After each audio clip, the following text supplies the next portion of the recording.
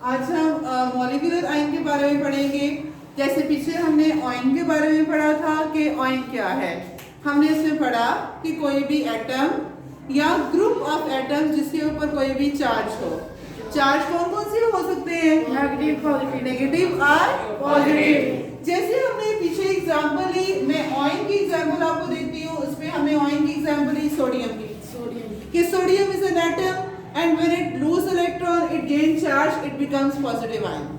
फिर उसके बाद हमने एग्जांपल दी क्लोराइड की, कि chloride is an atom but when it gain electron it gain negative charge और वो नेगेटिव आयन बन जाता है।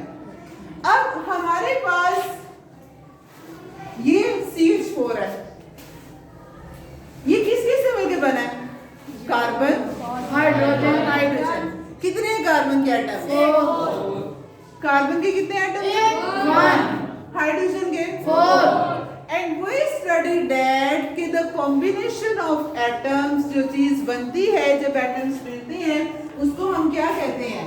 मॉलिक्यूल। क्या कहते हैं? Molecular ion. मॉलिक्यूल कहते हैं। जब भी एटम्स मिलते हैं, जैसे हमने देखा H2O है, तो जब हाइड्रोजन के 2 एटम, ऑक्सीजन का 1 एटम ये मिलेंगे तो हमारे पास क्या बनेगा? H2O, मॉलिक्यूल बन गया। ये एटम्स के मिलने से बना है। अब यूजुअली जो मॉलिक्यूल्स हैं, मॉलिक्यूल्स स्टेबल होते हैं। उनमें जो एटम्स हैं उनका ऑक्टेट कंप्लीट होता है, वो इलेक्ट्रॉन लूज या गेन नहीं करते। लेकिन जब मॉलिक्यूलर आयन, आयन हमने कहा जिसके ऊपर चार्ज हो, तो जब एक मॉलिक्यूल अपना इलेक्ट्रॉन लूज करेगा या कोई मॉलिक्यूल जब इलेक्ट्रॉन गेन करेगा तो उसको हम कहेंगे मॉलिक्यूलर आयन। क्या कहेंगे? Molecular ion. जैसे CH4 है, जब ये एक इलेक्ट्रॉन लूज कर दे, इसके ऊपर चार्ज आ जाए CH4 पॉजिटिव। जैसे हमारे पास हीलियम है, हीलियम गैस है, इनर्ट गैस है, यू नो दैट कि हीलियम जो है वो नोबल गैस है। जैसे हमने ग्रुप 8 की मैंने आपको बताया था कि जो ग्रुप 18 के जितने भी एलिमेंट्स हैं, helium, neon, argon, krypton, xenon, they are all noble gases. ये सारे के सारे नोबल गैसेस हैं, ये सारे के सारे इनर्ट हैं, ये किसी के साथ भी कोई रिएक्शन नहीं करते, ये स्टेबल है। लेकिन जब हीलियम इलेक्ट्रॉन अपने लूज करती है 2 इलेक्ट्रॉन, तो इसके ऊपर चार्ज आ जाता है +2। ये हीलियम मॉलिक्यूल है। जब ये इलेक्ट्रॉन लूज करेगा, इसके ऊपर चार्ज आ जाएगा, तो ये बन जाएगा मॉलिक्यूलर आयन। क्या बन जाएगा? Molecular ion. सिंपली हम कह रहे हैं कि जब भी एक मॉलिक्यूल इलेक्ट्रॉन लूज करेगा या इलेक्ट्रॉन गेन करेगा तो उसके ऊपर चार्ज आ जाएगा और हम कहेंगे वो क्या है? Molecular ion. मैंने आपको बताया कि मॉलिक्यूल स्टेबल होते हैं, so how they can lose electron? क्या वो इलेक्ट्रॉन लूज करेंगे? नो, क्योंकि वो तो स्टेबल है। तो नेचुरली इलेक्ट्रॉन को लूज नहीं करते। हम क्या करते हैं? उनसे इलेक्ट्रॉन को लूज करवाया जाता है। कैसे? जैसे हीलियम है, हीलियम गैस की फॉर्म में है, दिस इज स्टेबल, इसको किसी की भी जरूरत नहीं है, इनर्ट गैस है। ठीक, अब हम इसको मॉलिक्यूलर, ये मॉलिक्यूल है, इसको मॉलिक्यूलर आयन में चेंज करना चाह रहे हैं। क्या किया जाता है उसके लिए? उसके लिए ये किया जाता है कि जो मॉलिक्यूल है, जो गैस है, उसको एक डिस्चार्ज ट्यूब में भरते हैं। ठीक, एक ट्यूब में भरते हैं, फिर उस गैस से इलेक्ट्रॉन्स को बम्बार्ड करवाया जाता है, उस गैस के ऊपर टकराते हैं इलेक्ट्रॉन्स।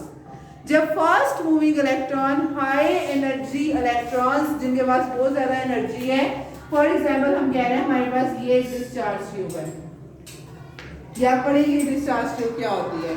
हमने इसके अंदर हीलियम गैस को फिल कर दिया हुआ है, हीलियम की गैस को फिल कर लिया है।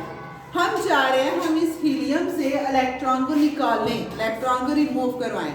क्या किया जाएगा? हम यहाँ पर इलेक्ट्रॉन्स जो हैं, फास्ट मूविंग इलेक्ट्रॉन, जो हाई एनर्जी इलेक्ट्रॉन्स होंगे, उनको हम इस गैस में डालेंगे। वो इलेक्ट्रॉन जब हीलियम के साथ टकराएंगे, जब जोर से हीलियम के साथ बम्बार्ड करेंगे, क्योंकि दे आर हाईली एनर्जेटिक, तो जब वो हीलियम के साथ टकराएंगे, बम्बार्डमेंट होगी, तो as a result helium will lose electron और जब ये इलेक्ट्रॉन लूज करेगा तो ये बन जाएगा मॉलिक्यूलर आयन। क्या बन जाएगी? मॉलिक्यूलर आयन, क्योंकि इसके ऊपर चार्ज आ गया। कोई भी है जिसके ऊपर चार्ज है उसको हम आयन कह रहे हैं, तो किसी मॉलिक्यूल के ऊपर चार्ज होगा तो उसको हम मॉलिक्यूलर आयन कहेंगे सिंपली। अब जो इलेक्ट्रॉन लूज करता है जिसके ऊपर पॉजिटिव चार्ज होता है उस आयन को हम क्या नाम देते हैं? कैटाइन। Very good. तो इसी तरह से जो जिस मॉलिक्यूलर आयन के ऊपर पॉजिटिव चार्ज होगा उसको हम क्या कहेंगे? Cationic molecular ion. क्या कहेंगे? Cationic molecular ion. और जिस मॉलिक्यूल के ऊपर नेगेटिव चार्ज होगा उसको हम क्या कहेंगे? वो हम anionic molecular ion. Very good. क्या कहेंगे? Anionic anionic molecular ion. Cationic molecular ion usually ज्यादा होते हैं और एनायनिक कम होते हैं। रीजन बिहाइंड दिस, तो बता सकते हैं क्या रीजन है? Why cationic molecular ions are large in number as compared to anionic? देखिए मैंने आपको बताया है कि मॉलिक्यूल्स इलेक्ट्रॉन लूज नहीं करते, हम उनसे इलेक्ट्रॉन को लूज करवा रहे हैं जबरदस्ती। तो कोई भी मॉलिक्यूल है वो स्टेबल है, उसके पास इलेक्ट्रॉन है, तो उससे इलेक्ट्रॉन हम लूज करवा सकते हैं और उसको कैटायन में चेंज कर सकते हैं। लेकिन कोई भी मॉलिक्यूल जो स्टेबल है, जिसको इलेक्ट्रॉन की जरूरत नहीं है, जिसके पास पूरे इलेक्ट्रॉन्स हैं, जिसके शेल में उतने ही इलेक्ट्रॉन आ सकते हैं, तो उसमें फिर हम और एक्स्ट्रा इलेक्ट्रॉन कैसे डाल सकते हैं? इस वजह से जो कैटायनिक मॉलिक्यूलर आयन्स हैं उनको बनाना आसान होता है। लाइक वो ज्यादा होते हैं, ग्रेट इन नंबर है as compare to anionic molecular ions. Molecular ion दोबारा आपको बता रही हूँ कि मॉलिक्यूलर आयन क्या है। जब भी एक मॉलिक्यूल इलेक्ट्रॉन लूज करता है या इलेक्ट्रॉन गेन करता है, उसके ऊपर चार्ज आ जाता है, उसको हम कहते हैं मॉलिक्यूलर आयन। क्या कहते हैं? Molecular ion. अगर तो वो इलेक्ट्रॉन लूज कर रहा है, उसके ऊपर पॉजिटिव चार्ज आएगा और उसको हम कहेंगे कैटायनिक मॉलिक्यूलर आयन। और अगर वो इलेक्ट्रॉन गेन कर रहा है, उसके ऊपर नेगेटिव चार्ज आएगा, उसको हम कहेंगे एनायनिक मॉलिक्यूलर आयन्स। तो मैंने आपको बताया कि कैटायनिक मॉलिक्यूलर आयन्स हैं या एनायनिक है, ये कैसे बन रहे हैं? जब हम मॉलिक्यूल से उनको सिलेंडर गैस को फिल करते हैं और उनसे इलेक्ट्रॉन उनके साथ टकराए जाते हैं, बम्बार्ड करवाए जाते हैं, तब हमारे पास आयन्स मॉलिक्यूलर आयन्स बनते हैं। अब आपके सामने मैं एक मॉलिक्यूल बनाती हूँ और एक मॉलिक्यूलर आयन बनाती हूँ, so you have to tell the difference between these two. मैंने आपके सामने ये एक मॉलिक्यूल बनाया CH4, ये क्या है? मॉलिक्यूल। और एक मैं बना देती हूँ मॉलिक्यूलर आयन CH4 पॉजिटिव। ये मॉलिक्यूल कैसे बना है? बाय कॉम्बिनेशन ऑफ एटम्स, कि जब एटम्स मिले तो क्या बना? मॉलिक्यूल बना। ये पहला पॉइंट। कैसे मॉलिक्यूल बना है? Bye combination of atoms. लेकिन मॉलिक्यूलर आयन कैसे बना है? जब एक मॉलिक्यूल ने इलेक्ट्रॉन लूज किया या गेन किया by ionization of molecule. Ionization मतलब आयनाइज करना, इलेक्ट्रॉन लूज करवाना या गेन करवाना। तो पहला पॉइंट, मॉलिक्यूल कैसे बने? Bye combination of atoms. कैसे बने? Combination of atoms. लेकिन मॉलिक्यूलर आयन कैसे बनेगा? आयनाइजेशन ऑफ यस, जब मॉलिक्यूल लूज करे या गेन करे इलेक्ट्रॉन। क्या मॉलिक्यूल के ऊपर चार्ज है? नो। फिर हम क्या कहेंगे? It is stable. और चार्ज नहीं है तो क्या होगा? जिसके ऊपर पॉजिटिव चार्ज है उसको हम क्या कहते हैं? कैटायन। जिसके ऊपर नेगेटिव हो उसको एनायन। जिसके ऊपर कोई चार्ज ना हो उसको क्या कहते हैं? न्यूट्रल। न्यूट्रल कहते हैं ना। तो इसका मतलब मॉलिक्यूल्स क्या है?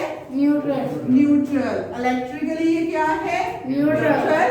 लेकिन जो मॉलिक्यूलर आयन्स हैं इनके ऊपर पॉजिटिव चार्ज भी हो सकता है या नेगेटिव चार्ज। न्यूट्रल नहीं है।